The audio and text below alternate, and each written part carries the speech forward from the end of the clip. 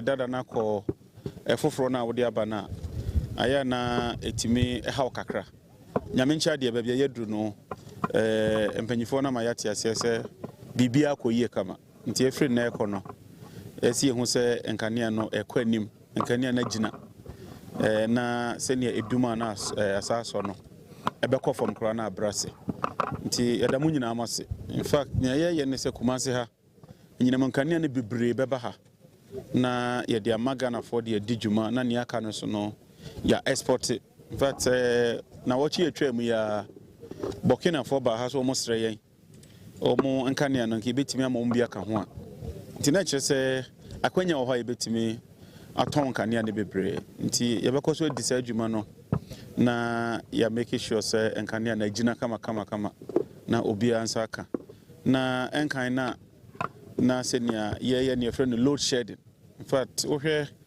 ye afie twam ya bosumi bia na aban ne shed load in fact December crowd almost shed load a man ko draw 750 megawatts dina chese nyina mankania na yeso mu no problems na dose bebre but ntina moto abamaye esi yire ho na ye bra ni nyina ase na enkania na ekononim me de mase mo ba wi oni se yesa ECG ne grid co ne nyina mankania no omo mudi huduma ni nyina no ye de ubo ene message no ombe miemu se wo be ye transform adwuma emfidie de sanete sometimes say udum baby ansa na watimi a switch on omummo nkaye no na obi an hu se bibisa ekoso yesa na ne friend no panic no ebekọ form omso agi atum se ombe disa adwuma no the regional minister will also keep monitoring bibia wo ho a obeyi asutre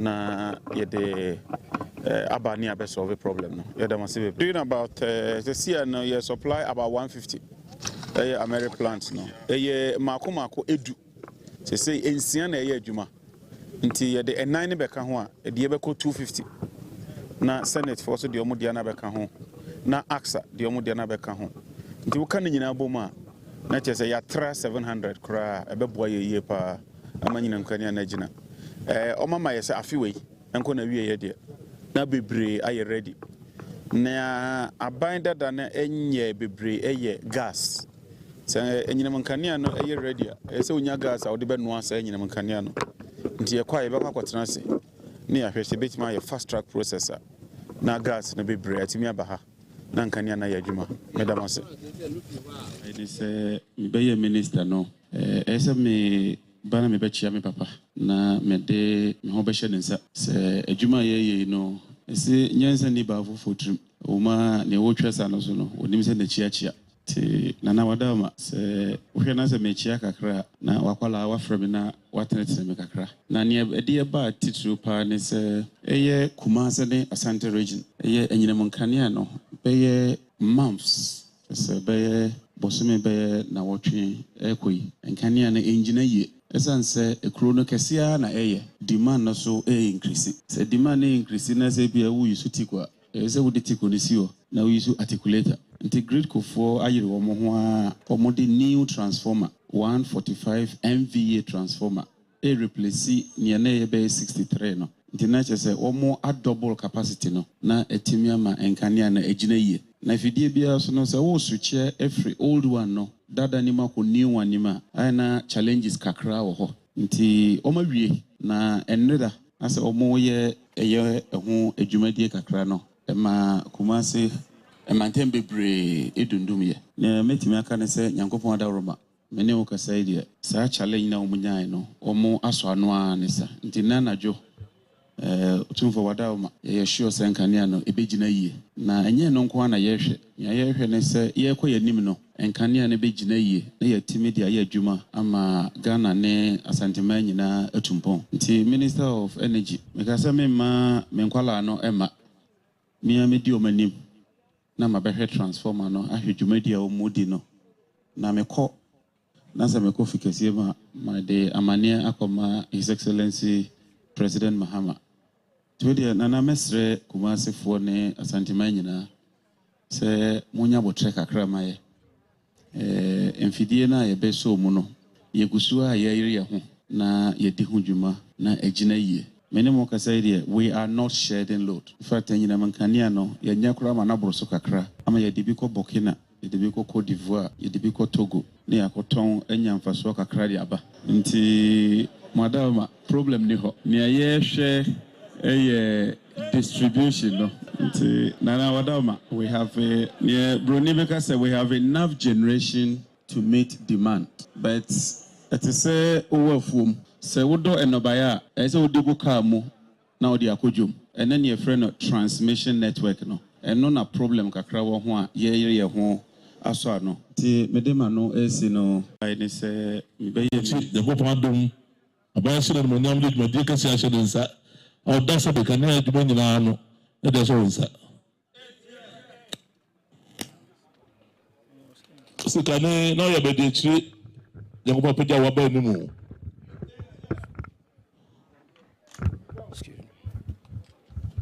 Since every Yadum, you don't know your neighbor, the Chino. The Yadum, Naya Pido Abadano. Say no, by you have engineer for paying free, and you will sell by the Nagi Papa. If it's a way more bomb, you will get that also. A bit of Nai. You know, for 2 was a bit, the old guy said, Ghana mine, you might take a said as a monster. Was a one and I had number. About 1 month and the parents will be a Sibiano, a bit Magina, Nai.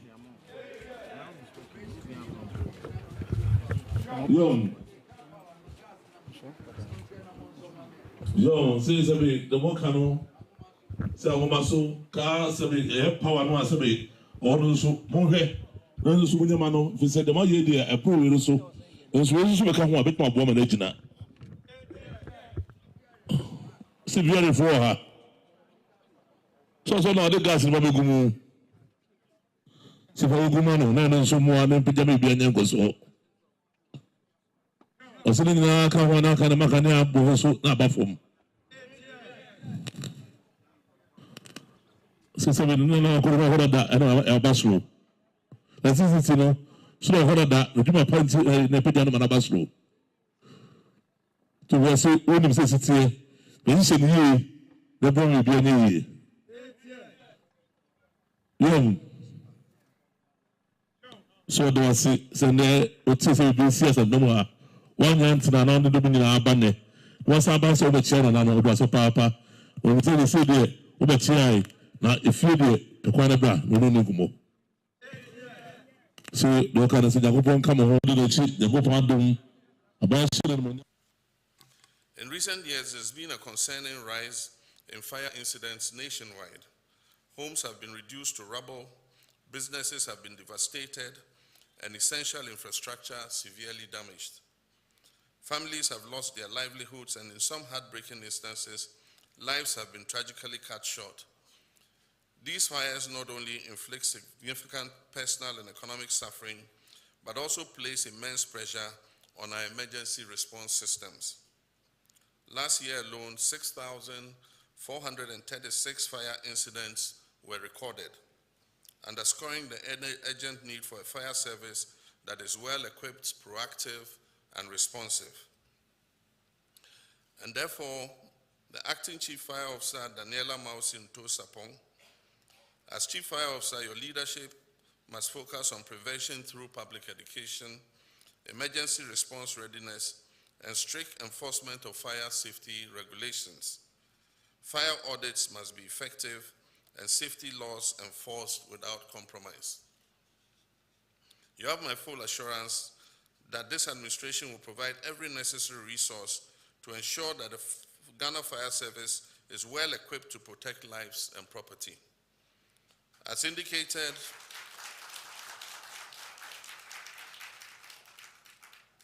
I know the fire service have been crying for that for a long time. As indicated in the 2025 budget, all essential projects will be completed and officer welfare will remain a priority. In recent years, there's been a concerning rise in fire. For our new Director General of Prisons, Patience Bafuboni, your appointment comes at a time when we're committed to modernizing our correctional system. Prisons should not merely be a place of confinement, but institutions for transforming criminals. True justice is not only about punishing wrongdoing, but also about offering a path to redemption. That is why the introduction of the prison service parole regulations, which will soon be laid before Parliament, marks a bold step in ensuring that individuals who have demonstrated genuine rehabilitation are given a second chance to reintegrate into society as responsible citizens.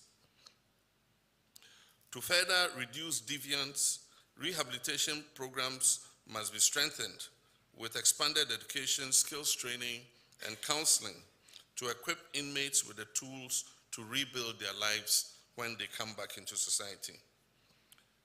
Overcrowding remains a major challenge in our prison service, and my administration will intensify efforts to implement alternative sentencing methods to ease the pressure on our prison facilities.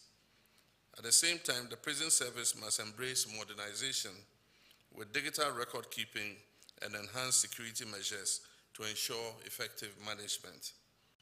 For our new Director General of Prisons, Patience Bafuboni, for our new Controller General of the Ghana Immigration Service, Samuel Basintali Amadu, you inherit a critical responsibility in securing our borders and protecting our national interest.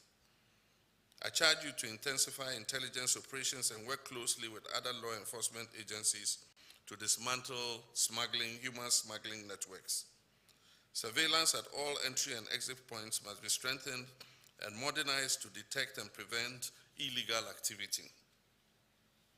Under your leadership, the Immigration Service must accelerate the digitalization of visa processing, permit issuance, and border monitoring to enhance efficiency and security.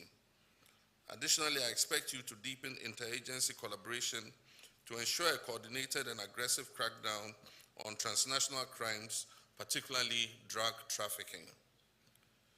My administration stands fully behind you and will provide the necessary resources to empower the immigration services. I urge you to lead with vigilance, professionalism, and a firm commitment to ensuring our national security. To the gallant officers of the Ghana Prison Service, the Ghana Immigration Service, and the Ghana National Fire Service, you are the backbone of our nation's security, the guardians who stand firm in the face of danger. Your dedication keeps our people safe, keeps our borders secure, and our communities protected. Ghana is grateful for your sacrifice, and my administration will continue to support you in carrying out your duties with dignity and excellence. For our new country. Mr. Speaker, Ghanaians, Mr. Speaker, Ghanaians and this Honorable House will recall that road tolls on public roads were zero rated in the year 2022. Demand for construction and improvement of road infrastructure continues to increase, even as substantial arrests and claims in the road sector remains. Right, Honorable Speaker, while the annual average collection from road tolls have not been significant compared to its potential, the existing zero-rated policy for road tolls has increased the situation and dimmed the prospect of raising enough revenue from tolls to road construction and maintenance. Accordingly, government will work with the stakeholders, including the private sector, to roll out a technology-driven solution to reintroduce road tolls this year as part of the big push. And so goods and services has been heavily underfunded to the extent that we have a funding gap of about 15 billion Ghana cedis.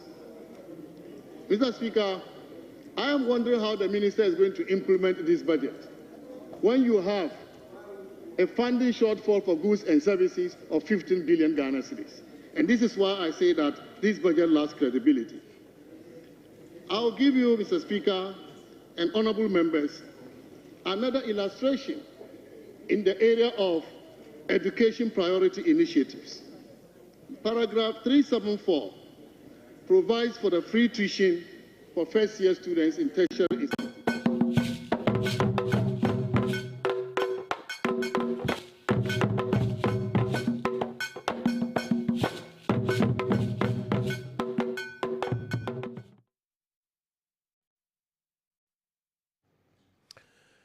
Amadi share and a brother bio, brother Sabato bio, one on what you see here. Now you say the Adwenkyere media na ebro our Kessben television so Sabo your brother na watch about pound sima edu e watch.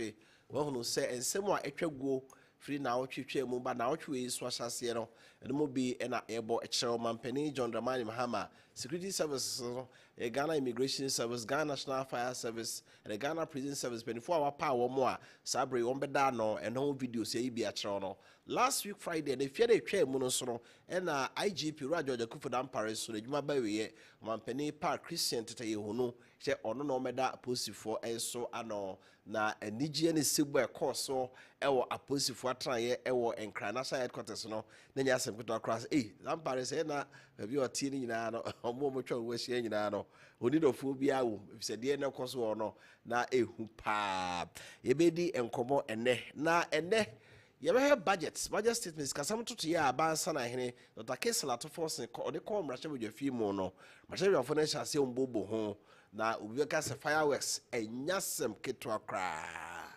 NDC for HSF budget de bi su bi mada budget ya baide abai esu bi mada kra ti o se Ghana fu nya usampa ende braba ABB for so kire se budget no bibia nim omo hwe a enema pi wo budget no mu a kire se ase abana antrase no ye ntoto ye pa abra wo se asare no ye Minister of State and the Minister of Finance or the atudwa so hwe a NDC Social Democratic Party na sika ese de bo amobro afo no omo amfa anko keto abi no de amom de aka nyina no wo de Jubilee House mampani atraye say enche mfa mom ko jo opon kroma akasai Dr. Mohammed Amin Adam ya MPP abreso no yes kasem so afo no ono nso akasa bia ono nso asem odi atudwa se so your budget no a enye credible entaso mukra na enema ni bo okra na expenditure ni bi ono mo a omobubi e de agum eno semo so your machine dem a ene onyanfo Alexander Fenyuma kani odi kekweto e minority leader anim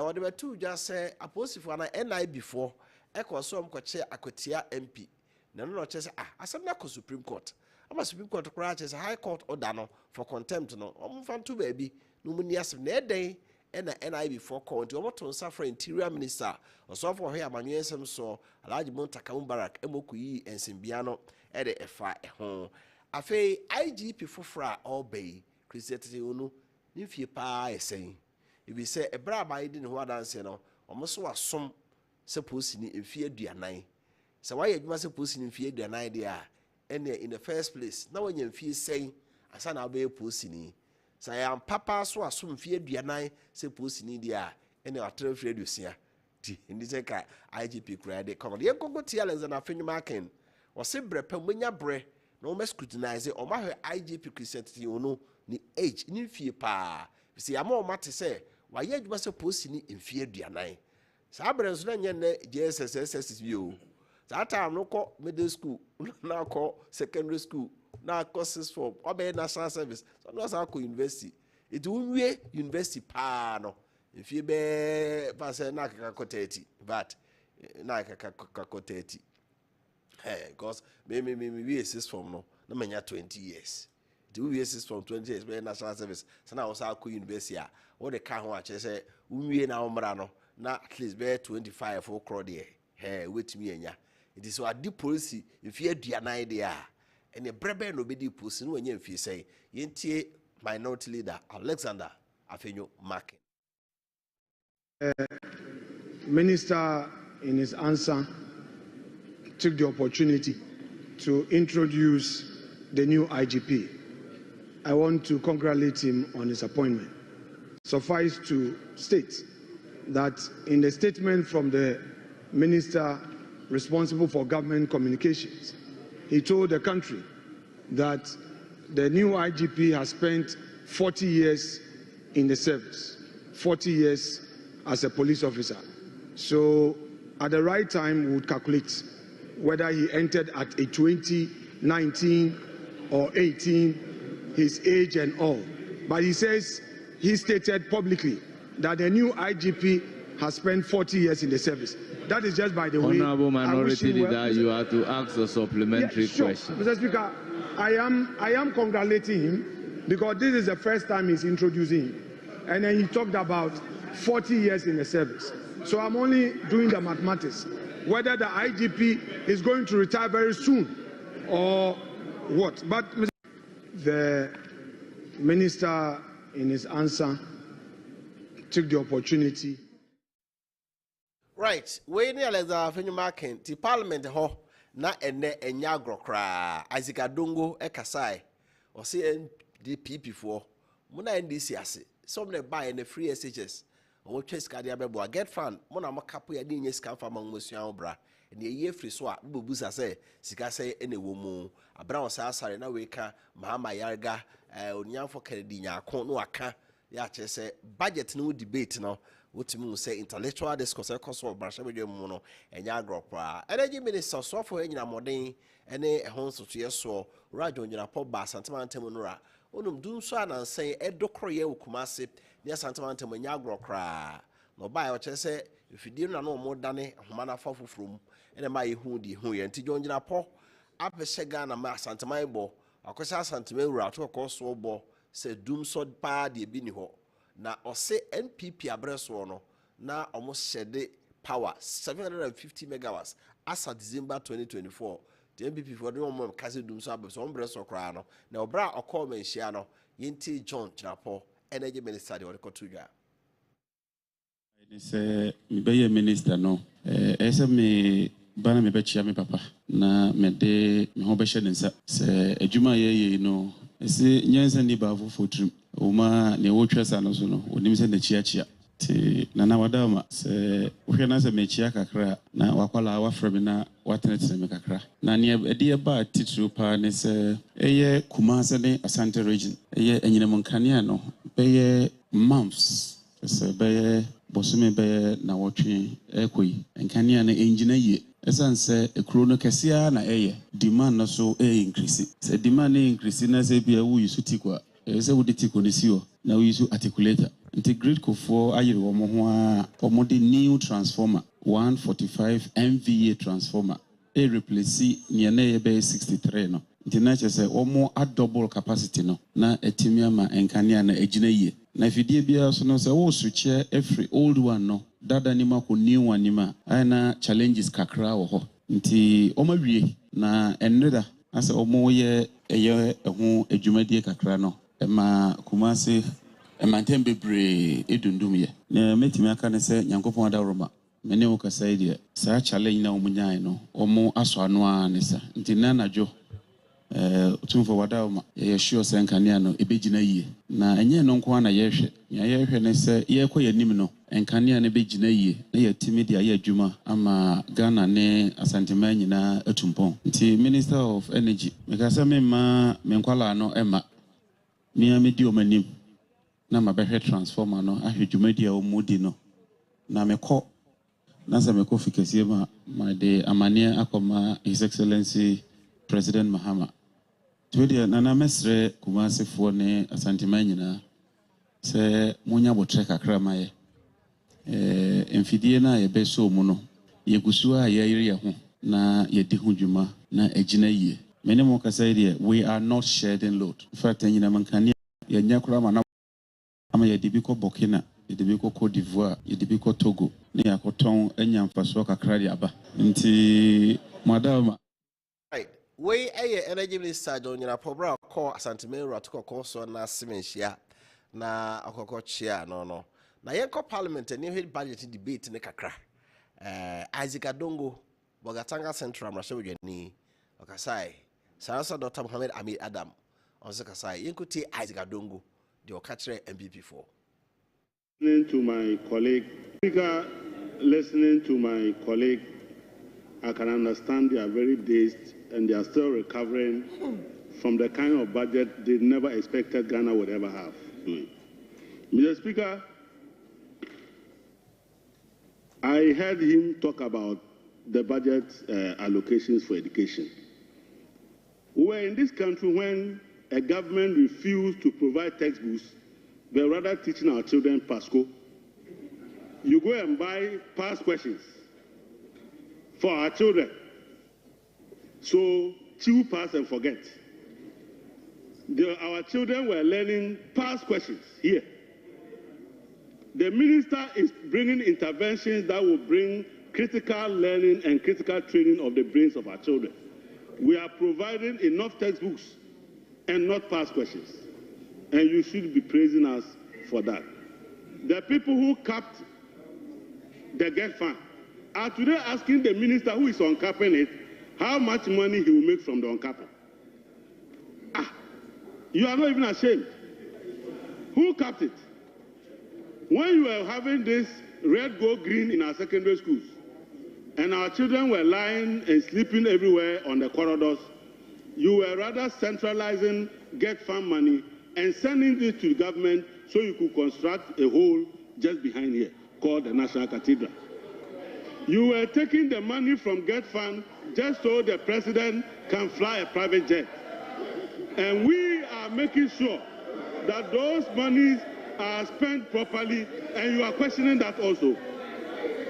But Mr. Speaker, we live in a country where a minister of agric that was supposed to be growing rice was importing polished rice. Where is my good friend? When he launched the Planting for Food and Job 2, he rather was importing polished rice from China. What type of ministry is that? And you are here complaining that we have not made enough allocation. When you were making allocation,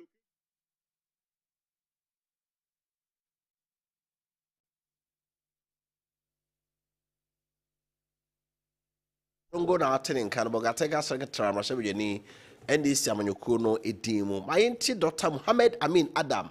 Ya also and annoy Skasem of the immediate past finance minister or say budget we a tuntrua Ankurunu a dedicate.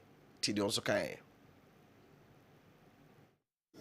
has been heavily underfunded to the extent that we have a funding gap of about 15 billion Ghana cedis. Mr. Speaker, I am wondering how the minister is going to implement this budget when you have a funding shortfall for goods and services of 15 billion Ghana cedis. And this is why I say that this budget lacks credibility. I'll give you, Mr. Speaker and honorable members, another illustration in the area of education priority initiatives. Paragraph 374 provides for the free tuition for first-year students in tertiary institutions. The amount allocated under this paragraph 374 is 449.8 million Ghana cedis. In paragraph 375, allocation for sanitary pads for students, 292.4 million Ghana cedis. Paragraph 380 provides for 565.6 million Ghana cedis for textbooks. If you total all this, Mr. Speaker, you get 1.3 billion Ghana cedis. Meanwhile, when you go to appropriation in the appendices, only 800 million Ghana cedis is provided. Paragraph 390 of the budget provides that a total of 1.5 billion Ghana cedis has been allocated towards the implementation of the Agriculture for Economic Transformation Initiative.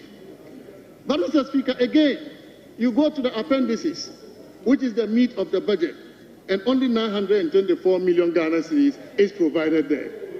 Again, a shortfall of 575.6 billion Ghana cedis. And so, Mr. Speaker, we can also look at the Big Push initiative. It's a $10 billion initiative. Average for the 4 years of President Mohammed's term will give you 2.5 billion United States dollars. If you use the exchange rate used in the budget, 16 cedis to $1, $2.5 billion will give you 40 billion Ghana cedis. Meanwhile, in appropriation, only 13 billion Ghana cedis is provided for the Big Push for this year. Again, there is a funding gap of 27 billion. Right, we answer here former finance minister Penia Kane, no Ghana Mexico so for Dr. Muhammad Amin Adam. Penifono P Kasai Brennan Tia Bre, na Anthony Namro Sabri, Yami Admiral Fitch Chrono, de Afenono, Ubia Kafa budget nono, and the one Sembe Bro. Na Beja Trase, Yang Mre, Yedi Jumain, Ura Frank, Utu Echampo, Lecturer Spiritan, University College. okasa edema National Democratic Congress NDC ebon paye so no so the post no ebeba if you say inua Kwame Tua Patrick na otwe wie ni aso no so de na ba say onkokasa ema National Service Authority henti atua congratulations hiya ne chance ye kai say wo so ayedwuma so sefata so unya bie don't I know kwachampon lecturer KNUSC also ekasa edema New Patriotic Party MPP ewa ha penefo no na mnom di dwuma ene anwumre meden de Kofi Appiah malam ya na ebom chidom na Wilson so ahwe camera director bibia so ede amayen penefo emakwa anya Frank now to say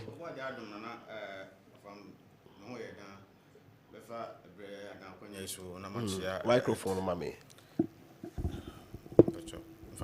so maso okay yenko yeah mefa akonya isu na machia yura mampania o atiakonya so sese His Excellency John Dramani Mahama akraba bia wo bia na nwumre mechia o kwanso kokwanso na machia honorable Big Edu yeah Council of State member osaye NDC amanyoko no party chairman na Western North region na machia honorable Johnny Kofi Appiah former deputy chief of staff ono odini juma wa Kwame Nkrumah upon him na nia etwa to okra na machia ru Kwaku Asante sebe fitani o asafo fitem ru anwumre mechia o kwanso kokwaso that's offer onya ntempopue bia say ye from cry offer the see ni say we are say no say no see na bompre no ebi de egba nopa na ba konso abonyo anwumre enti bi ni Kwame etu de aba nopa ide ye hwe sebe obo ade nso anwumre nso bia na ode eba na anwumre na ye hwe de eba but say ba wa mo eguso ye adwuma no o man chekere na sebe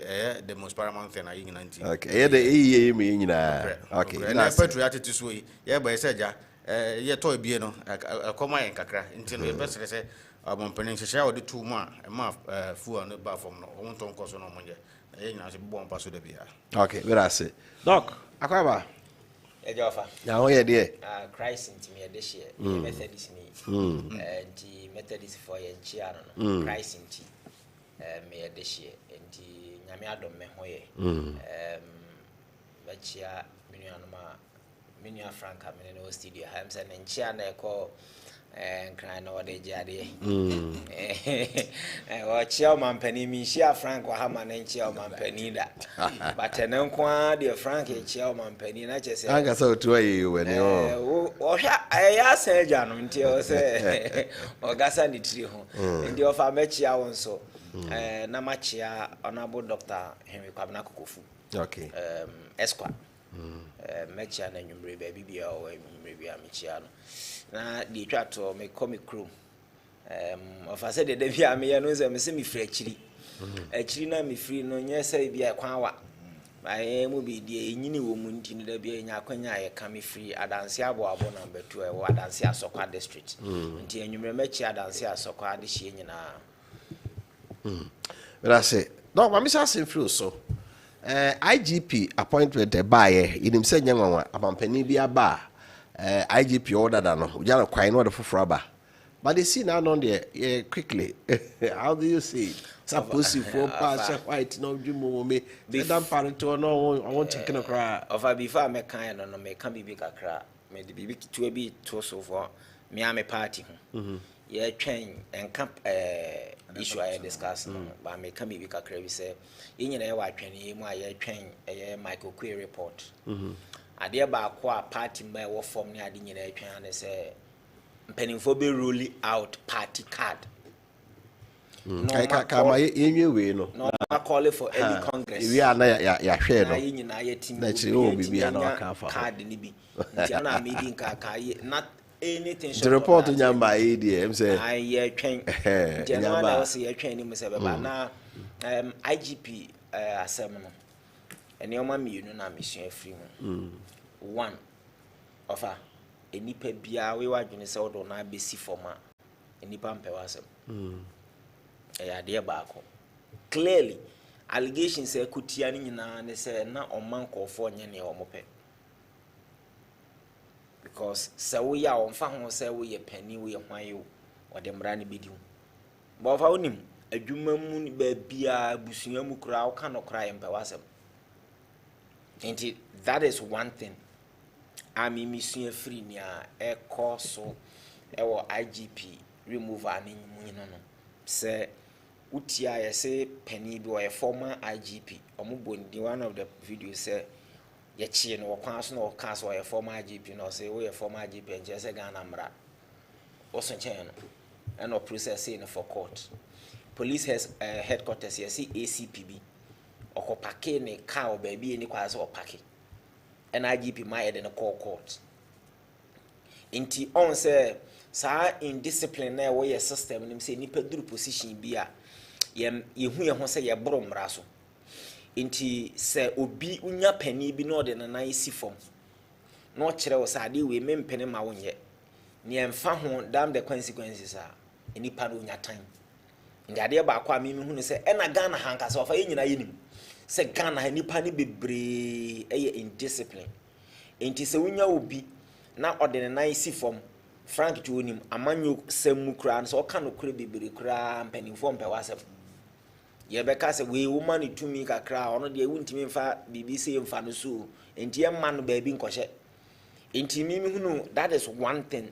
The second one me person me kan say enye new say aban bi asesa na security couples no ye changes nti IGP dan parade ne de enye menwanwa ni momofa ade ba ko a ene meetie ranking member on committee of security ewo parliament na o kan say on say omoabo chief of defense staff for yeah CDS for na utia nse etese police service IGP koyi on say yankofa ACP and DCOP and be IGP but ye select COPs ni mu baako and abeye IGP but amidie na akosisi ade bin si Ghana da okay all the 15 senior officers are omoye 2-star 3-star omampeni mahama mu nyina proceed to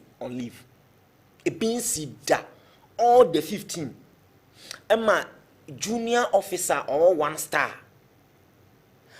enduru no so bia because 15 na ho na also select bi wo mu no onpe bia into apamos asojafo mpanimfo edunum ni nyina so mu nkofie ene wakofa junior officer or 1-star se on na meye CDS chief of defense staff me asojafo ni nyina so MC serious land ade we yenyifa ya dwene ko me ne ranking member on security parliament or come here mushim na me driving na meeting say asojafo mpanimfo edunum omu nyina ho ebi mo 2 stars ebi mo 3 they afa ne say 1 star enti enyanuru no su ba bia enam say omampani pe wono nti no wa hye wo mo enipa 15 ni nyina so obi am proceed on leave eno akofa junior officer ede na ebeto ano yenhwe ye because ade we ye president bi anhwe a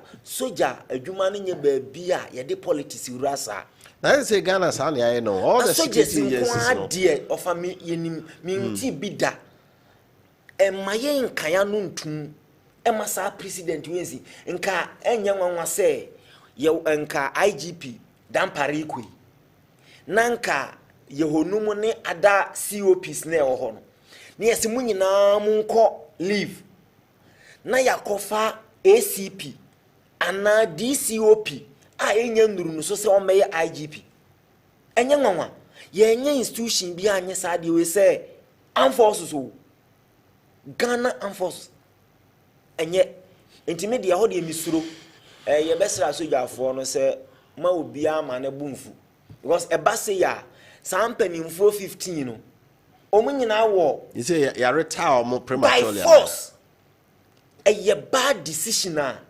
mesere me de mensa da mensa yam ofa sa sojafo 15 panimfo no omunyina wo nkwara wo mu ubekọ ranks ni unit ni bebre obia wo ne nkwara okasa wo mutie na utimi ehye asojafo mpanimfo 15 so omunyina enko leave na ukofa junior officer say omeye CDS nti we de mesre asojafo amohwe anwummeri ewo mi se decision no enye popular amamu be mesre mu adwobre but mesre say politicians enye careful say enye bebia na de politics eurasa Ghana ye wo history nti mesre say sad decision we die and maybe see in our history bio in our political history say aban bi beba na sojafo mpanimfo masom wo man maako dunum anke mu baako ne select no say de be CDS aban bi betimi ahye wo so nyina anko retirement no bako akofa junior officer edo man to dey pass sojafo ne chew mo makoma emra form e bin see that dey bet NDC fo na be Uncle Frank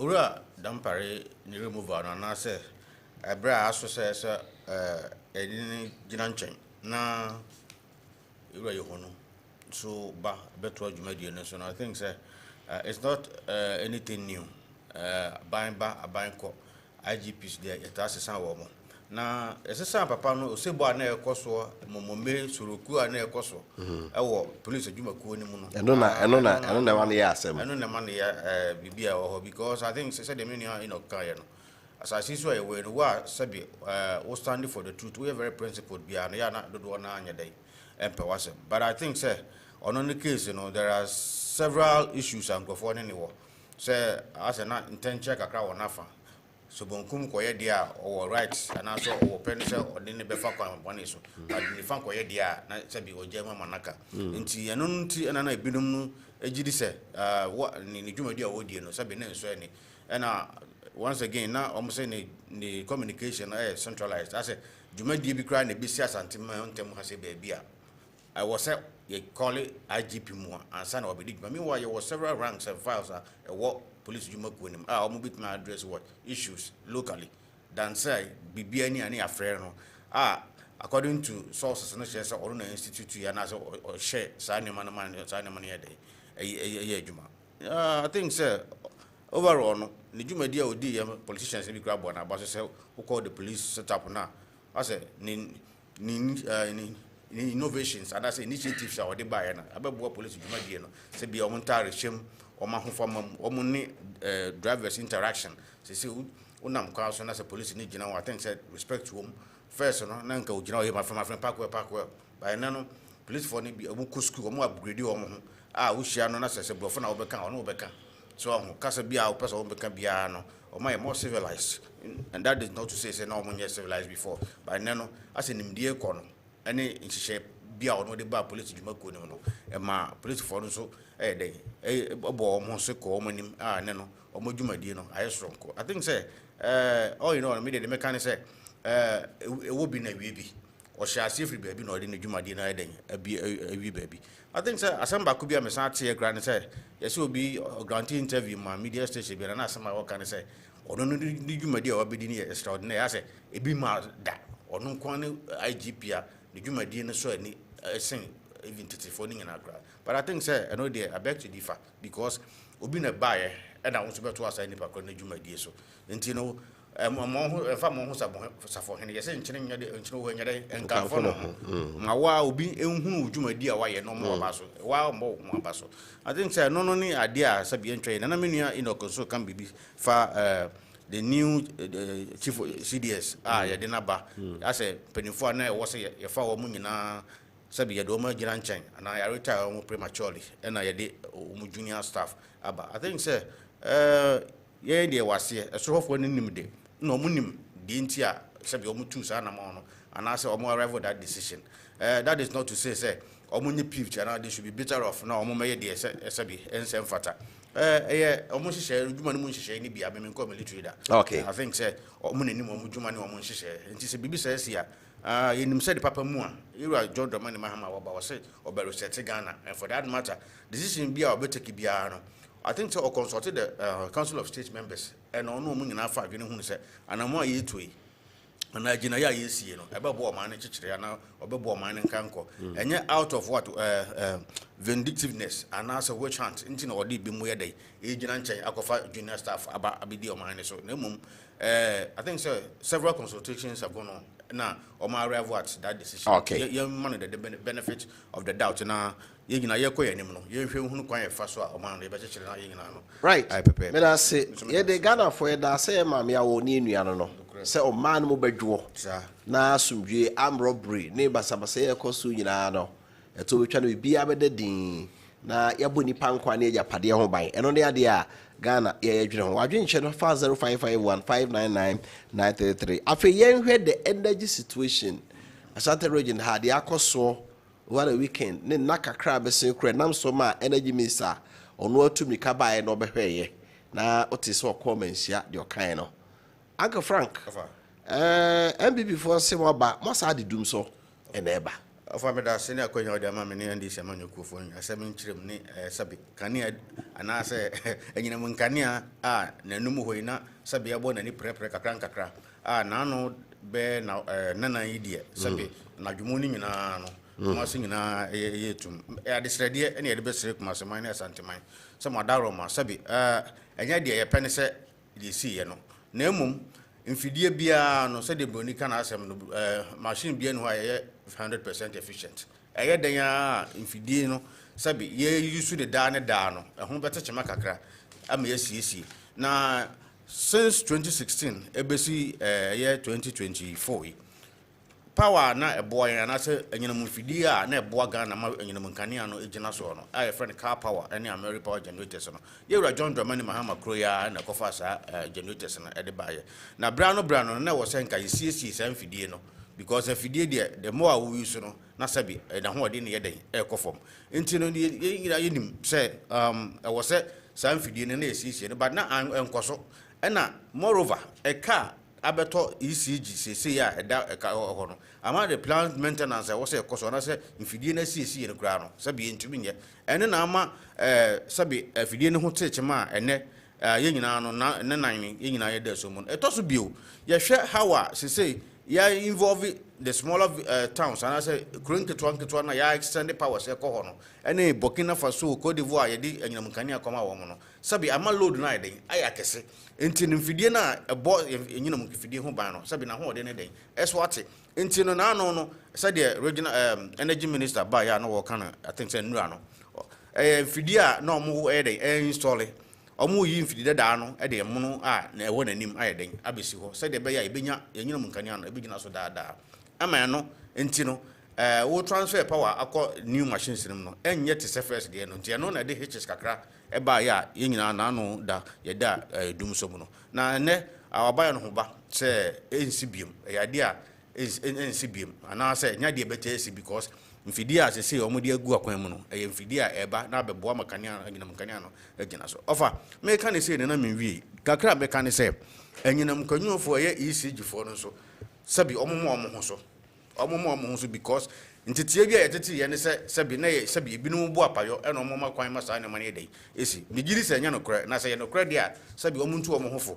because se wo koto se sabi obi abadwe se hye a wo se nso su die ho na momu nka se sabi ni pakro no nya dey ongu nti so betena office na so ma ho kwan se sabi yenum kania na obi adwuma o ye no adwuma ne nse na wo de tena in the comfort of your home so enjoy life ne dia na ne anya adepa etoso bio of there's one thing ma notice ewo your friend is saying ECG hwe okonkro kitwa nim bi ma o ma install meters no wo ho ba ade ba ko e koso ne se ofa yanje meters yanje sika enfri wo mo ho new meters bi aba smart meters no so obi ne bebo ho se ya mia ba bi amete efie bi wo ho yenya ne ko ECG ko je meter no 2023 November ene ko je meter ne bebo ho till date ukwa almost almost integrating meter no into their system and core system so until use power now since 2023 no till date no ukwa so ukutu almost uni account to be ukutu esika na and use power this so and this is not the first time e bi wo sabi be kwa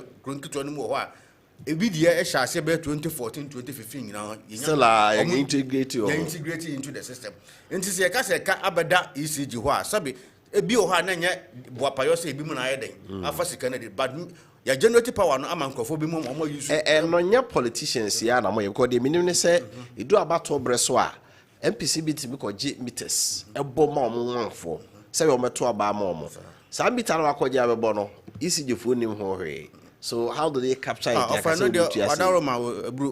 ECG phone here, because before say you installing meter near the power back on ECG for be almost said. Near the power external power coffee. I don't want to mention names. If you are MP and minister be and a cojibe man constituency for near light. Yes, why be meter. And I think say ECG for no omuasudi because says BBC akosuna asema mne okafa ebu ha kromu a e bia be 80 meters and 100 meters no omu nyina no bia meters are integrated into the system and for that omu use power no e bia 5 years 6 years still omu use power break omu to build bia and until na my cap twitwi dia beda ECG asabi aban no da bia sabi ode okay it dey all can say monsa fa dum so mai say that dum so mai ofa dum so mai na sabi afidie de say the broni kan asem say afidie bia nya 100% efficient no brano na wo say plant maintenance ye sie afidie no say the be ya ahode no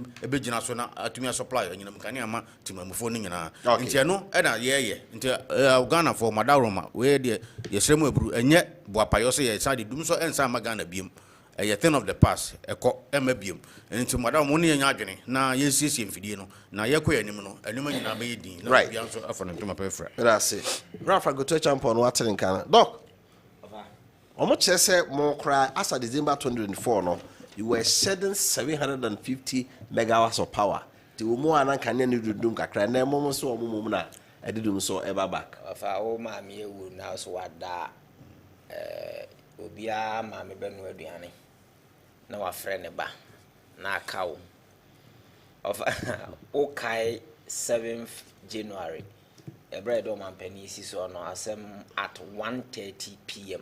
on Joy News okay asem the minister designate oka say Ghana yewo power a bit me sustain full and I didn't be 5 hours yeah it's okay or can't say me and for started so more bash and then retreat here. Inti 20 January and I started boss alcohol because no one said the TV won't manage energy sector and no can't say no to say Ghana a fool near your men and I be 5 hours of a okay under NPP bra ka say ye maintenance na honorable Matthew Poku Prempe energy minister our car say light na edundum na ye dun CC na mo ye maintenance work bi frank tiwi me kai ni program bi o ye no was studio ha eya na me person ka sometimes mo ko archives na nke nipa nsem o mo kan se power change na afi o ma no sesa na nka mo bo video ni bi kire o mo Matthew Poku Prempe ka say ye light na ye dundum no enye se yedum se no mo ye maintenance bi na o man kofo mamforo sa potintin no bra power wo to mo ye adwuma bi dum no se de frank ni nua no so papa pay ukrom ha ene on so te ha no mo se afi de o mo ye maintenance MBP time de o mo ye maintenance de a na pani koka enye ba mo time de se mo se mo ye maintenance de obi anyintum on sa double standard na ya yenyai se odi di kwadwa ka ehunu se beduru mrebe beduru so over okay if you want to enjoy stable power you must be ready to pay more over the okay when the can say we over okay ya man komo nye de so na aka wasem but okay if you want to enjoy stable power you must be ready and prepared to pay more but you want the kind of abua me this is President John Mahama in 2014. Ebra no yo man penny. Na Ghana kwa nyem ni edum ye light. Na Ghana for ka. O say sa wo pese wunya light dia ye ready say wo betua more. Yen omoto light ma still ni enya power. Inti dia koso ye o say ye onwan. Wono wa kan bi da. enti so san almost start side we ya on say budget in nation say every quarter be on be review utilities and they say no e grounds are more prepare send e be ya nasem o kan no 2014 2015 so pe power there to amon no next quarter we animu so mo review na e cost so na maka kire say so say light no problem wo ho nti so pe light there to amon ole foundation na promise ya working over okay Dr. Kwabena Donko. Yeah, former power minister.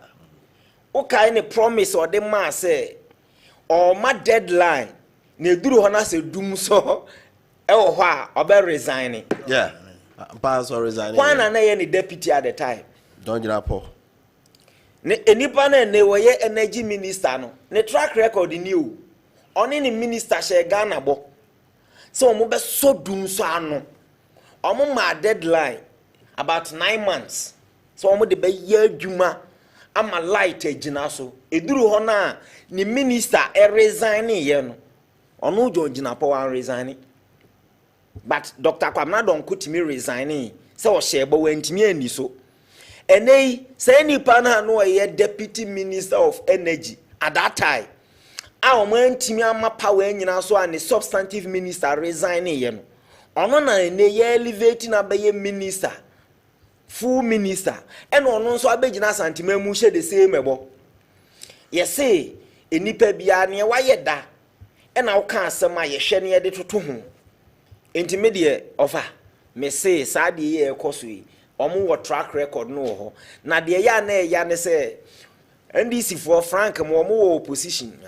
Omo be kan sem de omunya wini power no omo ba na adwuma ne boro omo so afi no omo sere na Ghana for yesere mo masa de hia ne say light wo ho 8 years yenya anwumre me ba na light ni fie omudum light 4 pm anwumre ami be nyina na light ni fie enti wo betena ha na aka say oh minu ade ye hwehwa ne light udru adum awia ofa won the health hazard aye wo ho say ubeduru be bia generator to be bia dum won films are generators ni generating home ebe wiem we eno yem pay attention in this obetna hana kika sanse mu ya Frank san yo ma mudi ekọ mu from 2012 to 2016 no yesere mu na over uwe gidie pa based on this track record amaken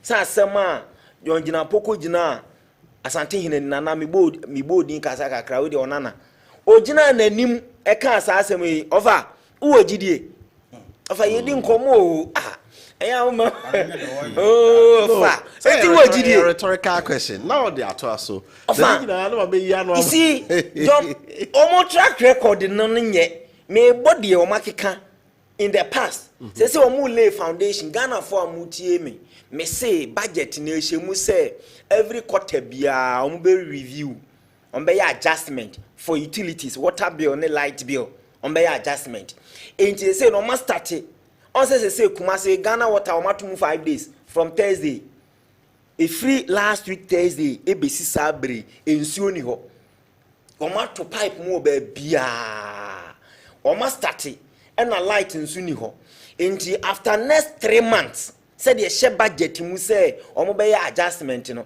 afi omo be ya adjustment ano maka kire say operational cost ro enu ntina na nse omo tutu nsuom enu ntina light ntimi nyina so no because omo track record omampani Mahamadi nka aka bi in 2014 say if you want to enjoy stable power you must be ready to pay more and omo lay foundation no na afi baby amenimi nua ya adwene 100% of a wastage in the system.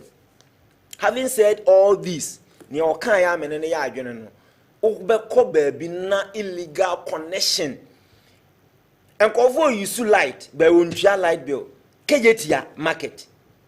Mo ye market. Na the whole kejetia mama wo meter baako. Ofo ke da ho.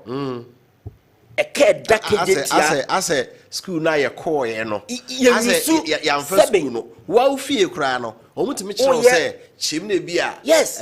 Pumping machine no ma eno meter flat we miteni. They are building more than 8,000 shops. The 1 meter. And it has put their bills so high. So the way I can't be in nobody wants to attend to it. See, and yes, I go school yet. Bill that kejetia. But you see the cat. On say last year or last 2 years, me ECG boss at the time, no co-ministries, no chem, BB Mahama. Dubik, Mama, no parliament kucha light mu. Moka say parliament was working, and no say ECG2 was working. But obey unpopular. And then I make a nipa obeka no krebiano, a nipa mpewasem. Hwe uko institutions be bra for muntua light bill.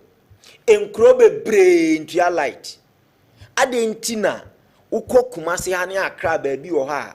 Eye prepaid one pa unya light. They said all be mo be are prepaid. But until we get there no, e dentina ubitimi ko bo meter mo bi. Na nipa kro no use light no. Na ECG for be hu sampa wo meter.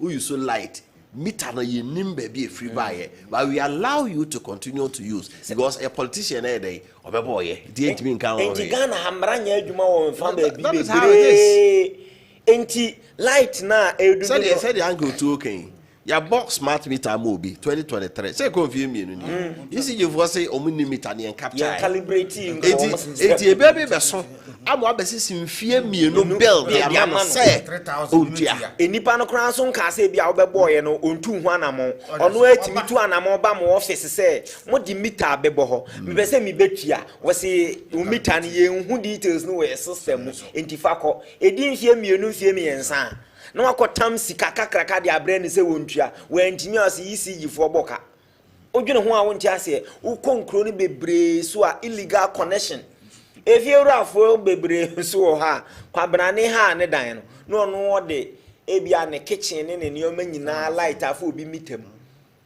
na ono wontua bi nti abranche ne ntimi ntua na afi ya betwa light ni mu utwa mu nso ana ECG fo ete ho hwew sa enti wastage ne de mene frank ya adwene say wastage na e wo system ne mu no e dooso na Ghana for family isie no yen Ghana for nyina ya sede o light of bar of anyman DC anyman PPO enti ewe yen nyina ya sede se wo use light a kotua o de ye adwuma kotua se wo koye illegal connection na otwe power na wontua na ECG for ka ne ba yen nyina na ebedum ye light enti yenso as nipa yensesan yadwene ewo nioma bi hu ne yen attitude a ye de call government institutions ho se ye ne saa oman ne be pagya na emom meka we yawie no NDC for the of me ni ani da so bia se light no omo betimi manage na so because o de John Gina po ma ye bi da nti ye wo hanom so omo timi ya ye nyina ye pe light but omo track record no and supporting some omo kan mentor on keto bi but first sabe nkwan chan dey fire this there is can here and unti sa wastage na e kokwa na hu sika no bi ene de bebo ECG hono bra because transformers are yehia the be upgrade system no amba yenya anyinam kan agina so da no say sika na coding crofo ho me say offer ukon kronkuto no obi de ka 10,000 Ghana cedis say nipa we no sabe the monthly income cry say and obetua e ba ne say wo de ka 10,000 meter na bebo ho yes you integrate and you calibrate meter into the system until it be 5 years 6 years also you see no money nyina bi on the fee so meter ne bo enum and esisu sa and account on account so pile and e pile and you know I think say I know now I'm contracted one Chinese company be a friend is on China technology say komumra na the wastage ni and efficiency system ni mu no omumra no mo resolve mre ura kind of furiata 10 minutes contract no on duly so what I say you private person private entity no ma be check this inefficiencies and the wastage because ye jama yan crop for ECG for ya for yinim wo mo dada yinim do betumi aye enti ma private hands bi mrem say they be ensure efficiency and what wastage you know you better so now power na dey to me just now say your track record ne say yintumi ma power nyina so dey am no nya adwen why because the car power and then American power generators are you John Dramani Mahama Kofi Appiah no enya mo na mo de baye so what I say hu adodo de mu na mo di but power na nkasa mo kwa kofa free a friend say takrade aba Kumasi as a cramo charge $32 million. Meanwhile, Nippon ordinary free turkey, every turkey crab Ghana Hana charging $5 million. Mudia, the annual Kwana are being a munimudi. Someone would imagine Bano be Muntuminia. In Tokas only the day won't trust in a crowd and trust some Musabi ECG mobile megawatt sign about the car ECG power. And a mobile no 2 years a friends of consistent power. One to an mobile, the mobile annual brain and a mobile. A more connoisseur must I send a near Bani Babaya, won't come on to, was on Bayo no pele. Offer, dear, make an say. Yeah, power, no, he be managing us. May shake Ghana for in our boss, and you know Muncaniano. Bana, you got John Drummond Mahamaban or Badin to say a pan to your papa. I'm a Canadian Leginaso Masabi, Obio Dian Canadian in the Juma piano when you're Canadian Caniason for so. Right, I say. Doc, but I say, and I will be only of our friend. And I can say, yeah, I say, Mammy, I would need the air who said, Sad doom so ya who yen and say, dear, you who be. And you can say, Sampa, can you nominate so 8 years? 8 years. Okay. And he said, okay. I mean, can be, but Ghana for none of right. We have change media now here our Kessben television. So your multi TV decoder and so DSTV channel 364, your whole Gold TV channel 121, we call Facebook so I live. With you, Adwenkyere is 0551 599 My here message Gakraba na minko. Of good evening. I want to find out from President Mahama that he promised to provide employment for the unemployed through his 24-hour economy. Or we couldn't hear anything about it. So is it not Azar or for an budget offer?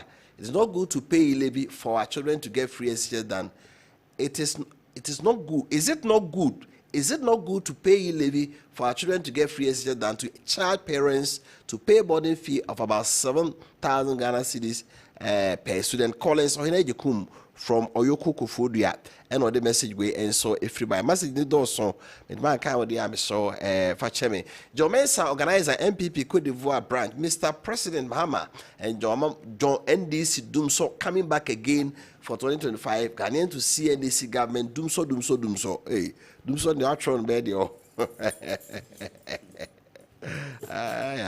Okay. Teacher Eric Manso address so will be here sika. People in Manso generally are suffering from bad rules as well as armed robbery. President Mahama should come to our aid and construct our rules for us, especially from Obuase to Watreso. Also, if I beg to ask, has cocoa price been increased? A stick that beat MPP will be beating NDC for not fulfilling their promises. SK from Wemfie. Sekoku yenyemi wanambwa. Good evening, Avagovi. E-levy cancelled, but the controversies, please, those who are calling, we are not open for line. Send us a message. E-levy cancelled, but the controversies surrounding the controversial tax are not over. Honorable Sarah Joa Savage disclosed that she abstained from the e-levy passage. The then NDC minority had abstained by staging a walkout, which means 137 MPs and not 138 passed e-levy. Thus, 137 members constitute a quorum to pass a bill. Did the then NPP majority commit an illegality by presenting an imposter in Parliament to pass e-levy? Who was that imposter? Sitting EKK Ima Wenchi. Ima, Ochano Pamomodi Etiye. Na sasa we medimu details ni nyina beba. Adwo asafo asemo a oka say e-levy na ni nyame somfa nti on de yin ho frim if you see the other parliament or no if you see ono I will unpack everything tomorrow morning on marching tibomodi aneti na de ese hunu fa ho bia no you know it. Good evening, Wofa, and your cherished panelists. Wofa, IGP Dampara was just victimized for being honest and professional in the discharge of his duties. If you try to be honest, people will hate you. Hey, Ghana. Father SK from Kenya, Kumasi, and all the way, and so a free a buyer. Okay. Good evening, Mr. Host. My regards to Frank from Achimkede. Yes, this budget is purely azar. I was waiting to hear the new cocoa price of 7,500 per bag before I send my cocoa beans to cocoa shell. Very soon, I will organize myself and transport it to Togo for 7,500 because Mahama Dada. I will advise the soldiers to wake up because it's unfair. They shouldn't keep quiet because it will continue Today it's me, tomorrow is you. Ghana is almost sorry go hen. Masa, you didn't have a steady at pay you be a about for Beba. Now almost why you're there. Your pet trouble be a good. In fact, some of Ghanaian police are not disciplined at all. I am Katechi every Dukun. Another way a buyer. Good evening, sir. So this is how the NDC guy is telling we the Kumasi people is not serious. We saw him making noise to then government, the DNA, Dr. Chromosomes from Ankasi, and all the way, and so a free a buyer. Okay? Greater Kumasi is big within 3 months NDC. Greater Kumasi is big within 3 months that NDC assumed office. And you do so, don't run from doing so. Joe Mankesim, and all the way free a buyer. Hi, please, good evening. Thank you for your show. Of our NDC Doom CSC na 4 more for Mahama, Kofi Rapture from Takrade Apremdo. Mr. Host, NDC has nothing new to offer, but only Doom so from Jonas of Gosso. My regards to Frank Champon, who is my classmate. Okay, Master Planner Junior King Tampon all the way free buyer. Dr. Dampare did his best, but his best was worse. So he should go and rest. Now he can do his pictures and cut them with scissors, wearing his black trousers. Dampare apare, kafra dog. Teacher Kujo from Tepa and Suso. The jubilation over Dampare's removal by some policemen and women confirmed the backwardness and political influence in the country's security structures. Whoever advised President Mahama to fire Dampare has done a great disservice to the country and to the NDC as a party. After all, Dampare's rise started with the late President John Fifi Atamils, greeting to Chairman Wofa Kofi Appiah, Koka. Okay, OPK patriotic voices go. So, regards to Dr. Digitalization Baumia and Honorable George Boache, and the Doomso president, we know Mahama is back with Doomso going on in the whole country, collapsing businesses and jobs. So Ghanaians should embrace themselves for more Doomso, and the 2025 Kotobi Kumien budget has starting good to offer Ghanaians. Freezing employment with 24-hour shift policy nowhere to be found in the budget. And also the buyer and so I don't know. Please tell the MPP man to stop propaganda. John Mahama will solve our problems. I am Willie Moses from Kukua Sampa, Jama North, and all the way, and so a free a buyer. Good evening, Mr. Host. My problem is, what's wrong with okay, bad network Kafra, why? Now those of you who are calling, so we are not picking calls. Network in the answer, I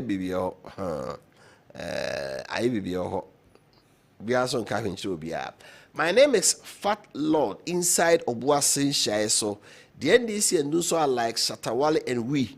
Oh, Massa, that's too bad. Mr. Host, I saw Nabo Ashanti Regional Mr. holding white envelopes full of cash. What was that money meant for? Okay, I can't continue to read this message. The rate at which mobile money vendors are being killed is unbearable, and the government must act now. From a CB of a doom full slide, and I the way so a free a buy, yeah. Okay, this one he says, NDC said 24-hour economy, but not budget for youth employment. It will make a change again. Isaac from Voters this year. Okay. If Ghana has enough money to abolish betting tax, then we, the government workers, as politicians, are coming for reduction of tax on our salaries from Usu Merkru. Do you know one person able to win 1 million cedis in a day on betting? Which be this I see. Good evening, please. I don't agree. Ghana should employ a private person to assess wastage in the country to pay his sum of money. It's because you politicians don't abide by the laws of the state. That's why you can't instruct ECG to also abide by the laws of the state. And also, in fact, I like. But I like the way the man in yellow t-shirt talks. He knows what he's talking about. Soy Peter from Sunyai, and also the air or the buy, and no. I said, my name is Kobe from Suta Chibi, Section West. Please, Mama should come to our aid of the doom so we are going through here. Shanta Regin, the Bia, Minister Nabeka, say the on my home. Good evening to you, Ofa. Please send a greeting to my MP, Dr. Freche Asamoah. No. Baroski from Assisiwa, MPP media patrons, former IGP George Akufu Dampare knew that this will happen to him. Now he realized who appointed him. Don't joke with elections next time. Right, Mame Fanusia. Na yentoa sobra yekoye nim Adwenkyere media or Kessben television so yekoye dey see parliament na onim say akotia MP na sem ko high court say court say mo onko parliament e ma ni nsai say mrasheb geni no koye court so contempt ya chi no or the assembly court supreme court so access for the sato the high court na kan so kofuzo be di asem na na yeti say NIB kan e bie na afo akoso omkoche no na nem ko mrashebe mu no na afenyu maken ekopaz yemfa interior minister mra se hene ha na supreme court aka na masoma NIB ana BNI for say omonkoche akoti MP NSC akumi yenti afenyu maken attempted arrest of the member of parliament for Akotia Honorable NSC Akumi by 10 operatives of the National Intelligence Bureau and 3 official pickup vehicles on Friday the 7th of March 2025 in Akotia.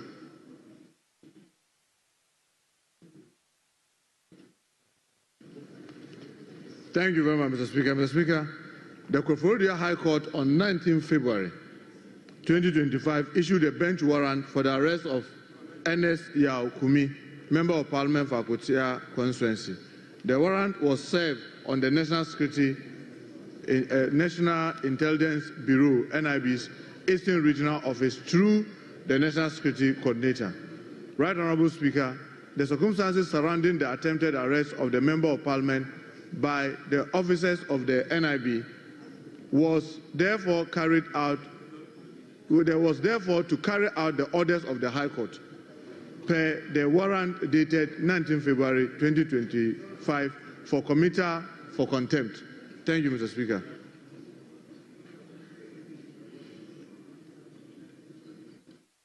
Yes, Mr. Speaker, no minority leader. there is a serious revelation in this reset government. Now, can the minister tell us this and bring clarity?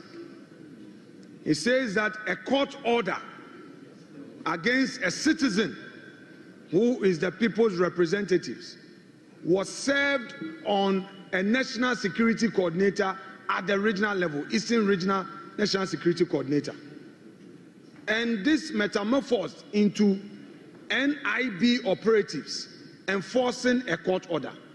Can the minister tell us who served this, directed this order to be given to the Eastern Regional Coordinator of National Security for it to be enforced by the NIB against the Honorable Member of Parliament? Can the minister tell us who served this order? Because he said the order was served in his answer. He said the order, the bench warrant, was served on the Regional Security Coordinator. We had the course of a few more and ne. NSC Akumi MP for Akotia. Yeah, according to minority leader, NIB for Kochosen and saying, "Oh, the can't say why wild. Can offerata so be sue. National was see security operative will be sue special prosecutor. So I said taxes now a cost on doc. As someone and a minority leader cover by. How do you see it? Say court or someone train. You will dear send away now NIB for Kunfi. You could not send some Russian near or Quenejuma. Over, you see, minimum when NIB national security for status or more enforce a court order. Ghana of a institution ben enforce a court order. Of a minimum oh Mabuswasem. Institution ben enforce a court order or Ghana. I feel the drew national security ni NIB mako court no ama orders and supreme nipa na ko apply for we stay and Supreme Court upholding the application by a majority decision 4-1 and no masako bill for hearing say the court must give him hearing and also by a majority decision last week enti hwan and afei wose wono Ghana ha Supreme Court order oni so na emom Koforidia High Court order they obedi so na since when a national security any national investigation bureau ebeye enforcers of the orders of the court and this for when ye o set precedent ato na o set to one duru baabi na obi nso said the meka amidie na ofa midin kan ye no o set precedent we to ho wie na eduru baabi na afi obi di wa hwe no wa mesu sana jakpane ne nkofo fa amra hye wo mo nsem a omukọ kenofori atafie ekọwie di ho asese wode wo mo court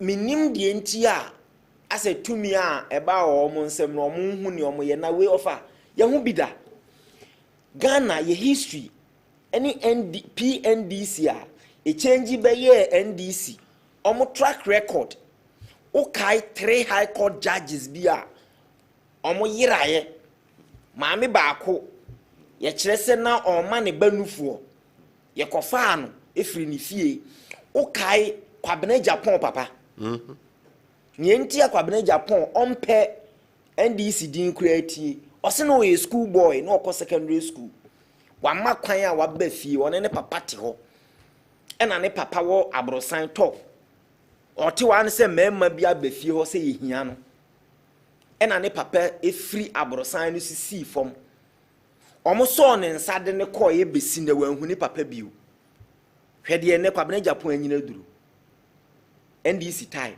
satem na PNDC sa tetenioma na ye de temu party no a enunti munya tumi a ne amupa bia mo pese mo ye na dwomama omampani president mama ankasa aka was nobody beat NDC when it comes to unleashing violence on their opponent because they have revolutionary roots. Nanka assemble na esi a high court aka asem na nipa na ko Supreme Court na Supreme Court amani stay a wuntimi enforce unse afenyo marking ebisa na then minister has the audacity to stand in Parliament to say trying to justify why and call for an national security or NIB e call MP ni fie so omo koche no trying to justify this ene ye de ye unua ochina beduru so ade bia wo ye ni na bia no wakai se ochina ebetimi aduru so on sa afenyo marking bisa ne say opese wo hunu nipa kra wo se o survey National Security Coordinator Koforidia. Yeah. I no so e de call NIB. Na afi nka yehu. Na yehu ni nipa kura. Okoye sa service no. Na se Ghana ha se court ma order. Institution be na o se enforce. Ma obia ntata obia enipa no court. O say you see the reason why in tia Supreme Court ama enipa no ntie na sem natural justice. Untie na no asem wa apply say o person o kana asem o say me de mintie ma final content adai na se Ghana hamra ene ye de chechire o man untimi mfa tumi nye bibia gi se mra ebo ho ban decision bia o beteki bia no e say mra bo no fa ye de ye obi ne o chena anhwe ebeduru so ade we ya ade we say nyina ye kasetia because you see say ye bu state institution bia ni mutia mene Frank it studio hai offer say ye pie abonten na obi boy asum ana obi attack ye be ko report ye ko report a ehemfa na ye de be ko ye di nipa no be ko akogina court say court e be a district court to be ema order na say superior court e override this order na o lower court no decision no of say nyina ana of amewa enti ye den and high court ama order na Supreme Court a grant stay na wofa nkuntina se edi akọ NIB se omumom nko effective arrest enti ofanko mo chene de na akọ hen uchi na wo de na ekọ hen wo de ne be court ana de ne be kon court be na de na ekọ because Supreme Court stay order enti wo chena de na kosie na ye hu ni bio te se de kwabena Japan papa ye hu ni bio na ana ema ye nko dark days no say yes ye nyina ye call democracy so expensive enti say embra ne de chichire o mind dia memma obi anya na adwene say ono de tumi aba ne nsem nti obeta ata nipa ebeduru mrebi power any authority no enye permanent o with time a transient ebeduru ba bi ebefiri wonsa na afi obi nso di bi di wa no wole foundation wono wa set sa president no enti me de I condemn it on no certain terms. Say, court, order, NIB, any national security na afei de. Omo who to me say, afei de say court ma order organ ha, omo na ekọ enforce. But the na minister no so chire say, omo koya ansa na bia omo te court order no. Say Supreme Court the order ba say ye stay high court there no. Na NIB for no etu and among that. That was what he was trying to use. Of the point is, Ghana ha court ma order NIB na enforce and I say police na enforce. That's another question. Court ma order or Ghana ha irrespective of explanation of the mama. The point is court ma order a police na enforce and I say NIB and I say national security. Na Supreme Court order ne bada ben. Da ben ye survey NIB ni an 7 police for ye issue arrest warrant ye de ma police for the arrest ya na say ye de ma NIB ma obi an try justify sadie we na anye ye entwe ye enya de pa muntwen court no procedures ni nyina beba o kai judge bia no no so person de Canada Japan tum so kai Canada Japan contempt case you see enunti na emremu no famo amaye lord ya munim se emremu kura na duru baabi na se judge ni posture ene nioma bi no kura na nipa no apply o nipa no betimi apply senka o person nipa no de rescue no ho anameboa every case ni so enti o posture ene bibia kire se wo ya ye bias emramma kwan se nipa no be challenge o ene wako Supreme Court yenwie asem ni nyina na wo fa kuntuna se akọche no enti se ọche bi ukọche no ena ye da sorry ye se ache abrantie no ye hu ba bia wo ukobi sa hwan because police for also omo enforce no be ka se omo nkọche obi a na afei dark days na ye kọche obi anadwo ade bechi na ni sabi ye hu ba bia onam openi kwabena Japan men ka wo ya de mi tie we interview de bia wo kasa asem no say young boy ya no amakwan abafie a ye be fa wo papa efiri fie no a high court judge so appeals court judge e besi sabri wan hu ba bia wo papa ewo bio so wawuo say owu ye he ne ekosie no e besi sabri wan hu papa bio eno bi na ndc for person o sa de okomu na na mesre ma minority enya asem we e mane na hoda na se omo pushi minister no na afa ye hu nipa kra o serve wo mo na omo nko Supreme Court na omo so nko cite sanko for no contempt na afa omo behu no se ye de ye wo na ya ana se eda omo behu of amanu asi me da se agoto me da se na menua eno kakasa bibi eno ebu ho ye se otwe na se odumyonko ne eneme hwe asema ono abobegina ho kan ye ono abomutaka be kan ye or say Koforidua High Court no survey friends the MP no through the national security and nti enema wo mo ye den eba mu e call say nkomo e kwakwa arrest friends on the honorable member no nti no enye nti ye obi busa na asem we hu ye nti a national security for na ko cause arrest na ye wo si busa High Court for no e wo Koforidua say e den na police for na bailiff for ne ye di friends service Emma national security for the court so minister friends service that is just by the way it also be ya hwe hu say national security for no mo call no aboni fie ho ansa na Supreme Court order neighbor ana say a year before omo call not honorable member no fie ekokoso arrest no answer Supreme Court order nearby. Now say Supreme Court order a buy. We answer no more course. Order ne buy we. Answer no more course. But omo chese na national security for no saka. Order from the court. So inti on say rule in ba. Then it affects everybody. Everything. It is a yama order be say koye bibi kra na rule in ba say stop. You have to halt what you are doing na. Ese komujai. Yes. Sir, Minia Enoch Eddie Ura can Company Japan there by idea. Yes, yet to Krumha. Yet to Krumha during MPP more time. Ura be never JB Dankwa. Ya mua mucho. Sabi, o share in conscience woo. A cron 4 corners, so come forward 1 corner, so we do 4 corners, so a call one second. Bessin, Papa Yasam and 10 was in beer. I am 1 time. And this is Dabi, walk us on my moment to my mission day. I'm missing come out with Papa no was me yadi. JB down quite some yadi. So suspect one way. No cry, what assassin mono, Bessin and you who no cry day, and what's assassin. Boy now, Bessin or that's what that a friend say, reminding what can't as it should be as some winning and so more Nipana day atom. And see a justice system will Ghana say that's all cast a young resetting a dear.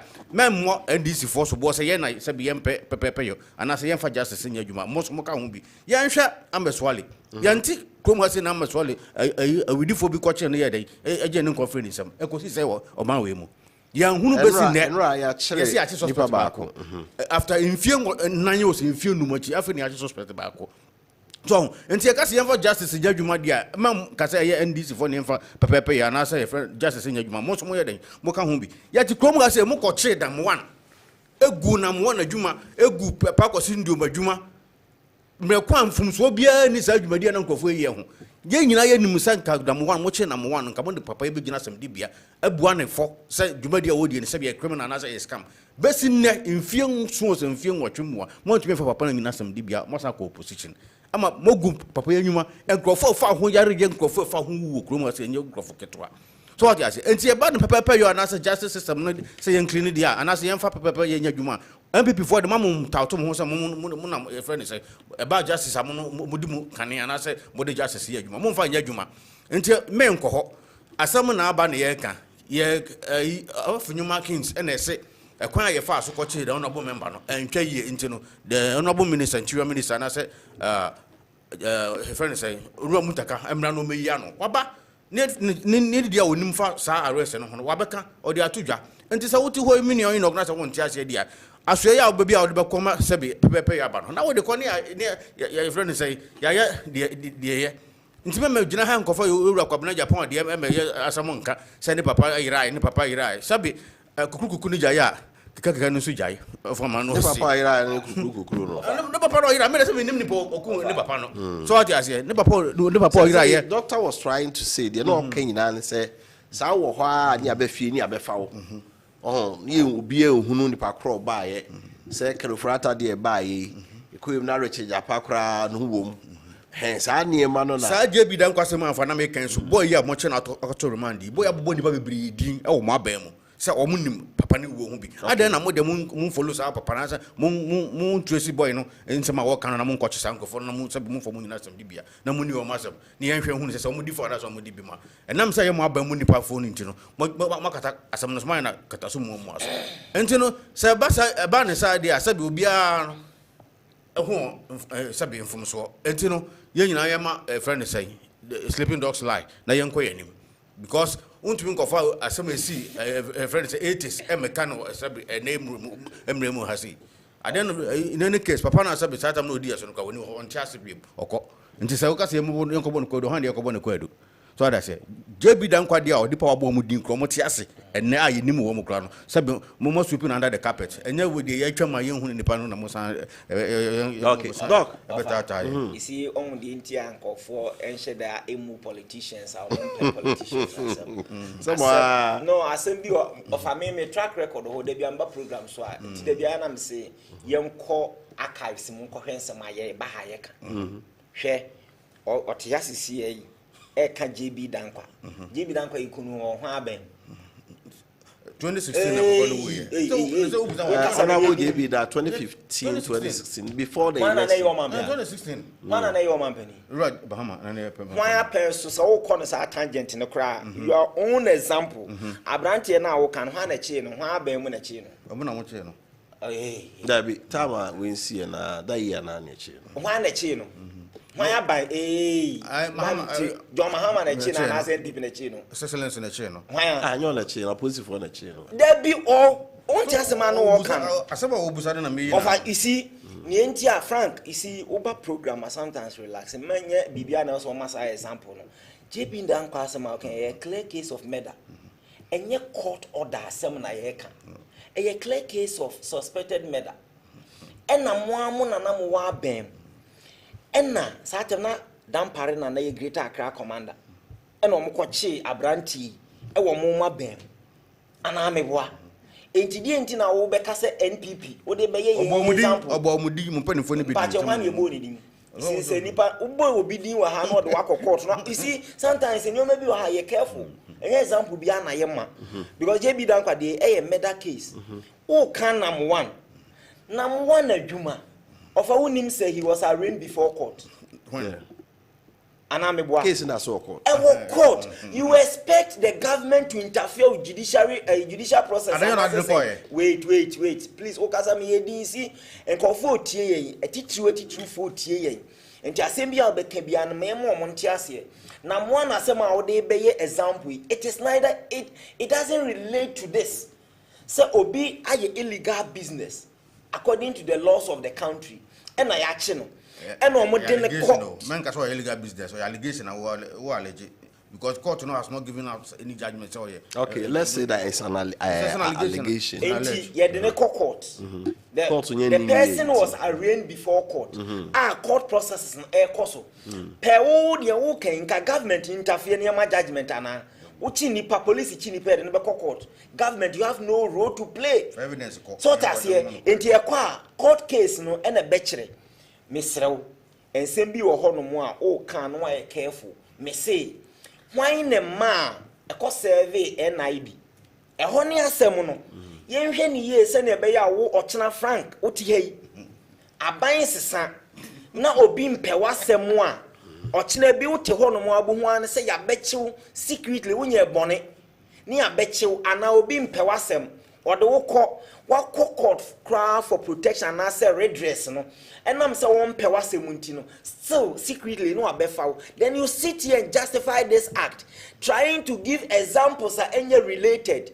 I'm sorry minua mesrew JB Dan kwade na asasem ne da ho court asem wo court nso ayenka ni pi wan hwe ya court ya MP asem ya ye kan about contempt wan hwe ya ochina bi obi o ya affected wo be ko say case wo court a yemu aye wo betena ha ka say ni afi ye be site to contempt enti mesere wo nya opportunity anka twesan because ochina bi obi site to contempt na me ye famia my past judgment say obedi for anaso odebem wo see abobonko isi wonimu hawa anaso contempt now jina ho nipa be na ebo ni din wo court be careful no we academic we lecturer we university what na platform so assembly a wo be kan you have to substantiate but that's how you politicians politics I wouldn't make allegations do every crowd guys this was a political no until so obi ye na nya now obi o hono ma level a Frank wadru no onuru ho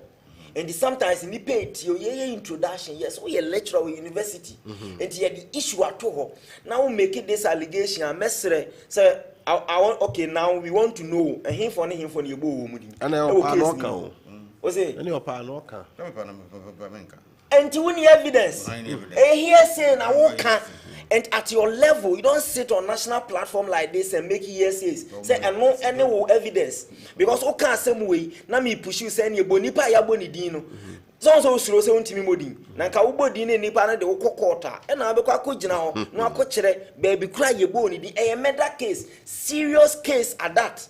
I'm looking at this from this point of view. Me when say 2 minutes sagana awanyoku aba bi di ma no so no say the doc okay enema pi no be ya emfa mara kwan so enso be ye 2017 so na last na yɛka no yɛhuhu bi sɛ yɛ kaseti ai nim sɛ ke yɛkɔ yɛnim Ghana yɛbɛnyini nanso eguso ara yɛdɛ ɛkɔ so ɔba asese bia na bia ba nyɛ saa de a ka de si yɛ ni sɛ nka biribi sɛ asi it is a due process of law mashabodafo no kra wɔ chemning katabo bi ebo mo ban bra mo kɔ mo adwuma profri mashabodwa mo ba ne ade a to be very honest with you say yeah ordinary persons bi akibi anka by na anka twem but oyem mashabodwa ni nti no ene me bi wo ha abɔ no ba ne ade nti quickly ye de akɔkɔ to ne ade nti me ba bi a minister ne kan ya eto masom ne sɛ wo mo no kɔ ye no na omye privy to Supreme Court ruling no.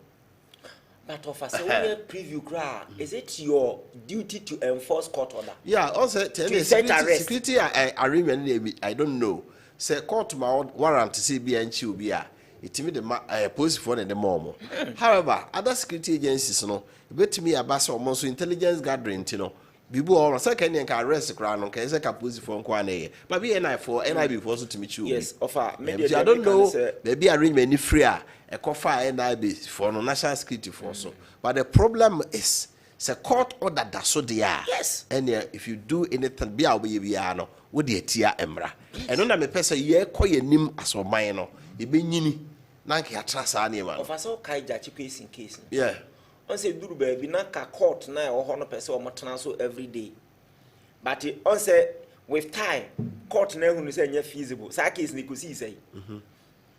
Also on also ebu high court and imtia o kepkus ye man no injunction say it means swear ni in but ye swear ni in say obe fight case ni wo court what you say national security bi ana NIBB call jachi question. This is a classical example and I may expect Frank say ko be use what in Ghana ha say NIB ana say national security operatives Eko jachi kwesi fie say omo koche no because say you citing for contempt. OTB there be yenye ne saa enti tumi ba wonsem a enye bibia na yedi gidi ekoye enti me de make an say me muma injai we say de make me say court the only institution I mean say ebebo ho ban a me pe the court system. See a bastardize one more family tia obi sisi ani ababi e de be kwa ko seeking redress court enti emfa ebuo ene animunyam bia omo emfa ma wo mo na me anya me nwanwa of how kai muntie 3 omo di the then chief justice George Wood atem ema ye fine wo mo contempt ejeli wo mo President Mahama na ye president through na opoku ajmen ne o vice president ni okujeto mu etwere petition ema ye ja wo mo nkwara wo mabu court nanim tia ba wo dem at least be 1 month but o ja wo mo no ye ni nkofo a the prerogative of mercy presidential we na obe ne nkofo bebre nam no exactly na say prerogative no man pani wo ho kwan say o de ma we no mfa ma we enti ani so obechi obi mu say nkwara wo mabu Supreme Court animutia na emra na fine wo mo say ye de wo mo koto afiase as a deterrent to others na waja wo mo and you see they have that track record okay unanimous FC discretional or mampani na nkasa de ma Supreme Court ebra wo 2012 the same Supreme Court a ruling in your favor when your election was challenged. I know they did right, but in your time in 2020 you describe them as unanimous FC. Osako can say NDC lawyers ni bebrenya ready no ba appoint warm to the high the courts or call meeting the press as Sewa Mary GH1. Ebisan said does he stand by the same statement no so team why or the my you see mesre say court dear a court yem fani die ni emra enye adwuma na Frank mesrew e ba court sema yemfa politics nko ho yen ka no se de sitie e na asema wo kan offer mesre say mumyemu ne de tinto na muntie de menso mi kan mun keep some of these videos in future asemba na me ne Frank asa abetna ha na ye nyina ya no sesan ka mesre say mo video no on say da bia me make reference sa na mo ano sisa se wa free enura eba Honorable Sam George video being on social media, so some more cafa and another MPP are by home in respect of Galamsey and the amount for playback at Reno. Also, Capman Bishia, Capman, a Bishia by Galamsey. Also, because you want me video. Maybe I'm consistent to power necessary. Position. Power necessary. Maybe I'm person of video. Now you say I'm pa and no crane I make can as a me chantro. And Frank Messer, we a lecturer, or back program, I careful with what you say because I said you don't know him worker.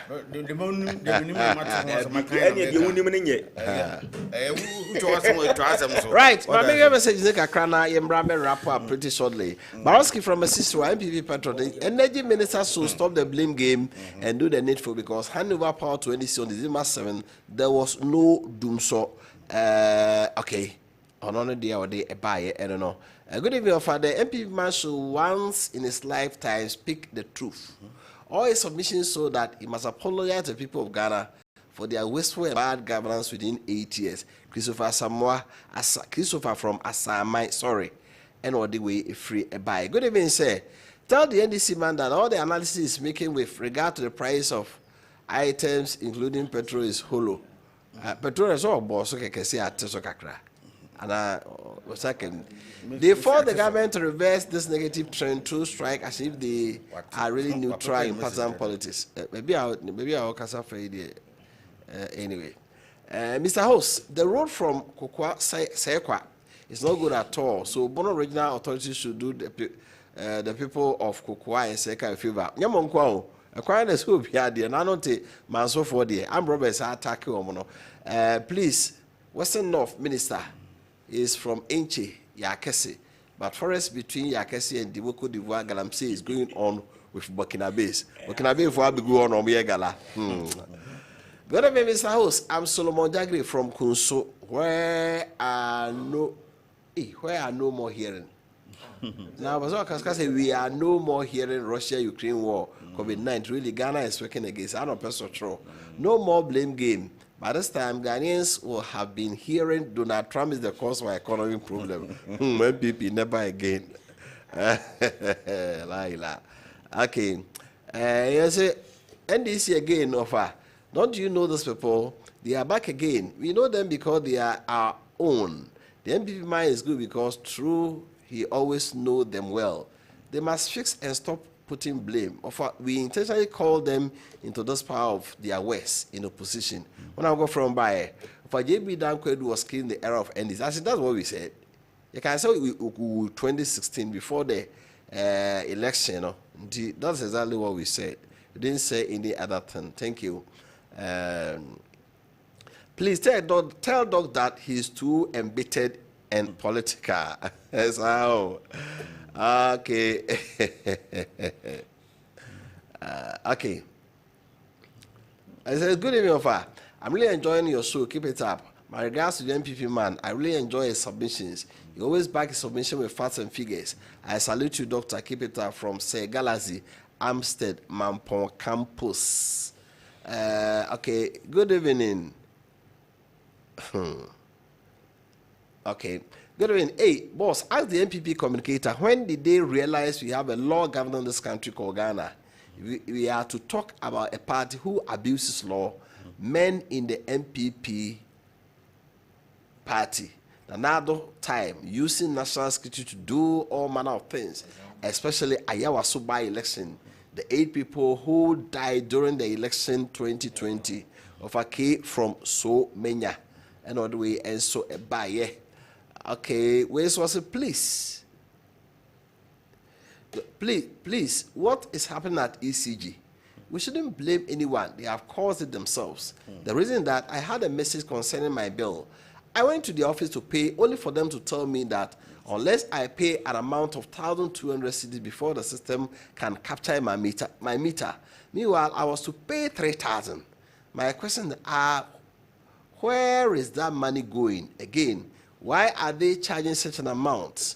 Moreover, if the system has not captured my meter, why did they give me the message? Nkrumah from Manso Apon.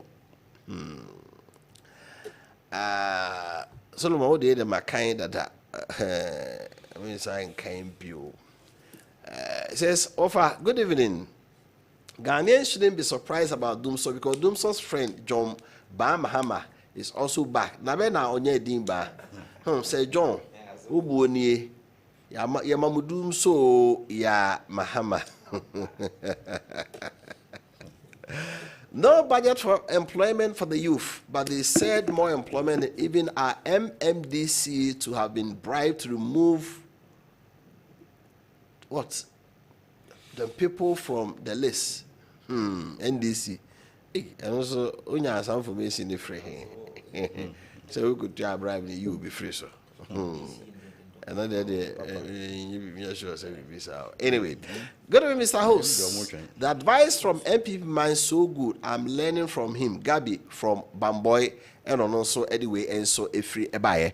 Julia Tiero also tear from Adwenkyere Live, and also also we will be a child and right. Yeah, the query. I go to offer me work to everything home for ECG for whom we must Omo communication department and they should be up and doing. Okay. Say ebia be dum kaniano from time to time bia they should be able to tell the public say bia a brace that say ye be dum kaniano because of bia plan maintenance aye. Na public ni aware say time say ye be dum no ntino o afidie bi siso no ahwe ha obi say amanage afidie no. But impromptu from nowhere 5 minutes time near so 10 minutes time near dum no I don't think say eboa Emma sabi the user no and say timamni no ton wo onyenam kania na ye use no so nti omo communication department no they should be up and doing kakra mekana ye di dwumadi ni bawe no mechira for recommend DC amanyoko fo nyina na macha santi dwabin so bia otie na anyumre bia mti macha Kessben tie fo nyina Doctor, of how many minutes? One. What the now can be Montana party, and I make a set of wasi. Okay. Now we are. And then I pass Oka. Officer Michael Quay committee. What is some address of Oka there? Address of Oka Sapa. MPP for more prepared come on Simiano. Some address of Oka. So bad of us the same thing about later now. Focus honorable Muntakana de Bamekai. How can I say he suspects any pana buy and then address of the following day. About Parliament because she was the one. And they she was in Parliament. I will unpack everything about this issue. Records no on the hands up. You can't hear at the time. Oh, you see, I'm saying there be I want to be consistent. Say me can't say na ochine no na mesaka. Unko jina Parliament in Koka say you were in Parliament. Now nobody came to represent you. And I impersonate you. Now after 4 or 5 years, Osabe can we ya? Edru honma no so a lawyer and over meboa. Jedru amide me impersonate me kum. Offer the make say ya say Professor Michael Quay committee year adwuma. I'm the report beba. Offer me say your party no. Excuse uncle for the man say Frank amoyebi.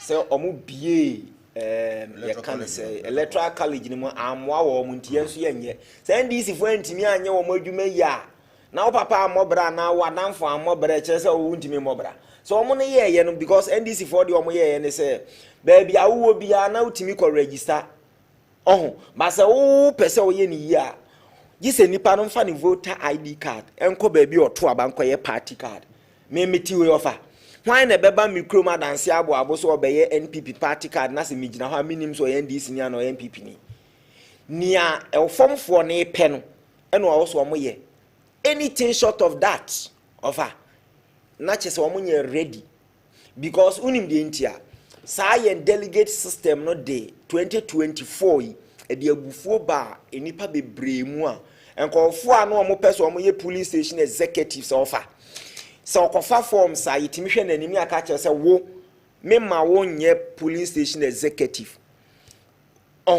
na ye yi na frim obi oho no mo ye police station executive ba ye hwe nanim a yitimi se wo eduru abato so a we be contest a won to ma no enti ene sa de a ye be yi wa frim ne ye yi na frim sankofo ni nyina atetena so yi nipa ba ku mienu frim a ka ehunu se nipa no oyere ana wo kunu owo ba owo ebusuani bi okasa omutie enti sankofo ni nyina ya adwuma tie ayen in most of the constituencies.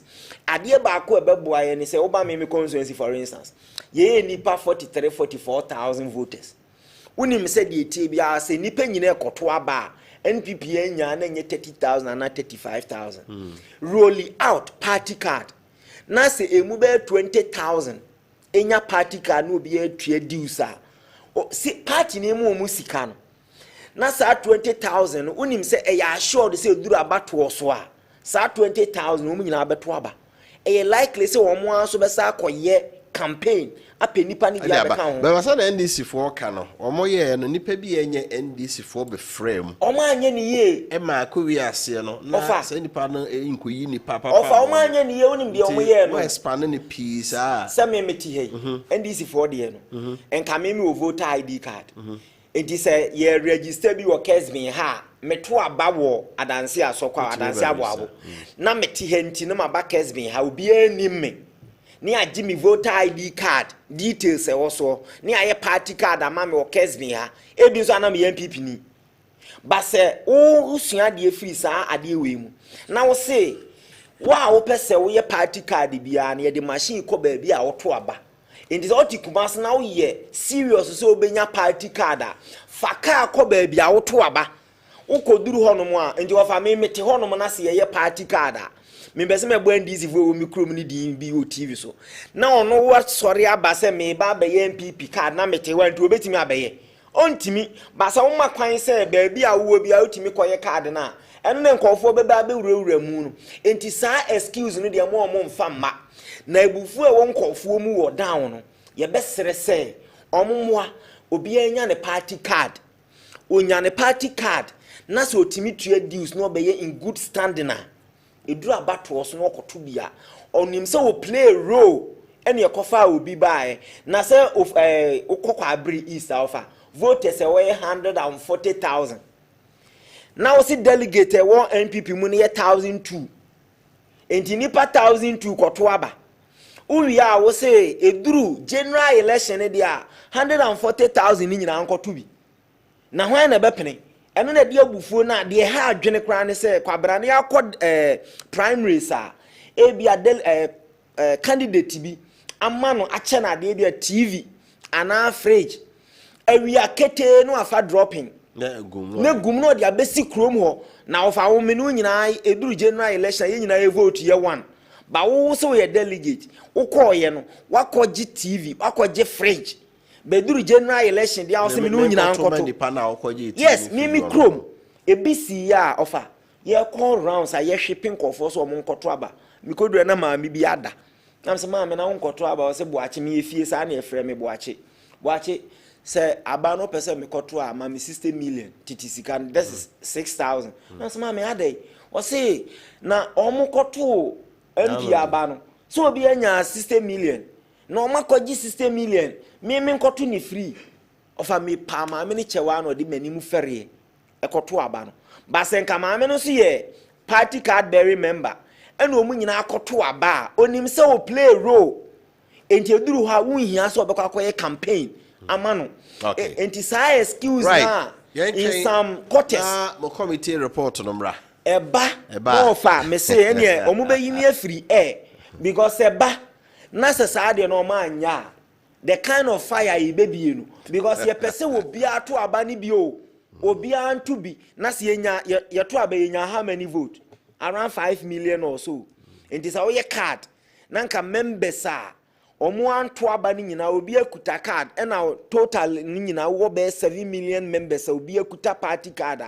na wo hwe wo mu ye no mu nyina atua wo mu dues da bia unim say for sure sankofo ni nyina eduru general election on beto aba na wo ye few privilege few a eduru ha no mu nyina atena ye before ye nipa okay ye before ye nipa usiafo no ye gina so na de enwumre Adwenkyere dwumedie no enso abawe wote Dr. Enoch Champon or senior lecturer coming University of Science and Technology or so ye MPP ni abapa kasama womo Ra Frank utu Champon say lecturer e Spiritan University College and also kasama NDC womo ni no mo edidwe malami aya ono na boboa simi nyina no side director show my nana Kwame Sunday and a sound engineer Seth Wilson and a cameraman new chinchim camera in Akamaye, MCR so Desmond Tutu, or when a bomb chido, Mede Kofi Appiah, Yami Adwa, or Chinese share or match Medina so. Now some more canning in ano, yen penning in our to my amount, Yakramo.